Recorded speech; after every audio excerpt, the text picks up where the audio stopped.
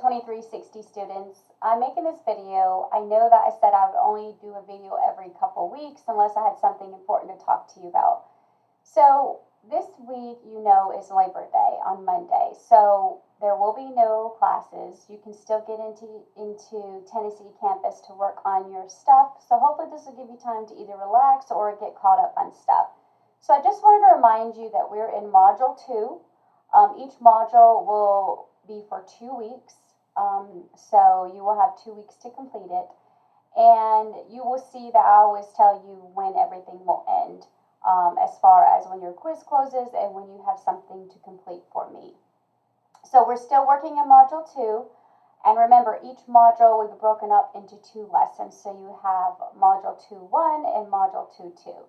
So however best is for you to complete those 2 lessons, that's up to you. Don't forget that you'll either have something that you need to complete, whether it's a discussion board or something that needs to go into the Dropbox for each module. And then you'll have your module quiz. So at the end of each module, there will be a quiz available for you as well.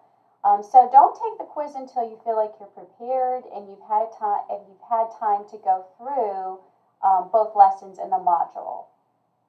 The reason I really was getting on this video and making this for you is because I wanted to draw your attention to something. Now, I already talked to you about the inclusive practices field work, and I put a video in there for you. So when you click on it,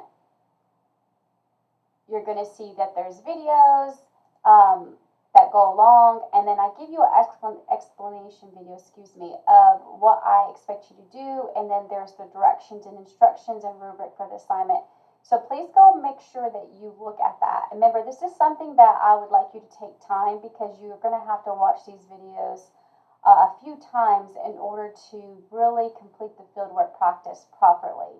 So we don't want you to start too late in the semester to where you feel like you're rushed and you don't have time to do this properly. Because remember, this is taking the place of you being in the classroom. This is very important. This is a key assessment in the program for early childhood. This is something that you should be able to see when we're talking about children with special needs and what an inclusive classroom looks like in early childhood.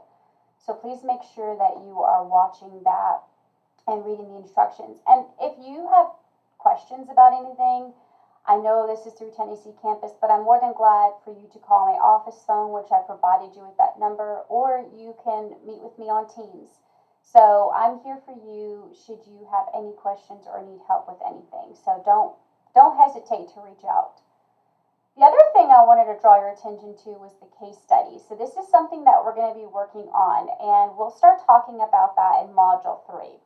So you'll see here, Module 3 begins on September 11th. So what I wanted to do is to get on here and draw your attention to looking at these case studies.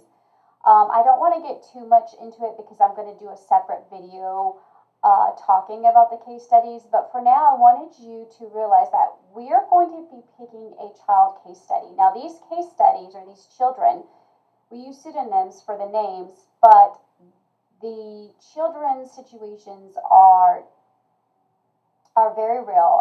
Their diagnosis and their special needs are very real, and these case studies are compiled over years of experience of working in the field with children who have special needs. So what you're going to have to do is you're going to look at each, and this is what I suggest doing, you're going to have to look at each case study. Okay, so kind of go in and look at Clayton, look at Tiffany, Maria, Joey, Johnny, Lily, and I want you to pick one child that you would want to work on for this entire semester. So whatever case study you pick, you will keep that one the entire time. And we're going to be working with these case studies and developing transition plans, and some other things about the child's needs and how you can support them in an early childhood setting that's inclusive. So I want you to put that on your radar to get you to start thinking about and looking at the different children and picking which one that you would like to do. Now, you will have to email me which child you want to pick and which child you're going to be working with or working on this entire semester.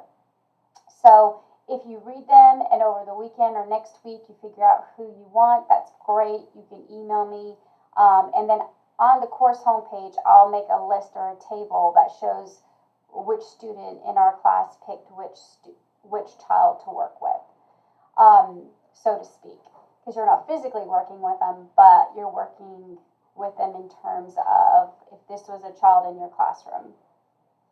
So I just wanted to put that on your radar. If you have any questions, let me know. And like I said, I'll be doing a case study separate video. And then when we go into Module 3, it'll really be talking about what we're doing with our first assignment with this case study. All right, guys. So like I said, I hope you have a great Labor Day, a great week. And don't forget, all next week you should be working on your Module 2.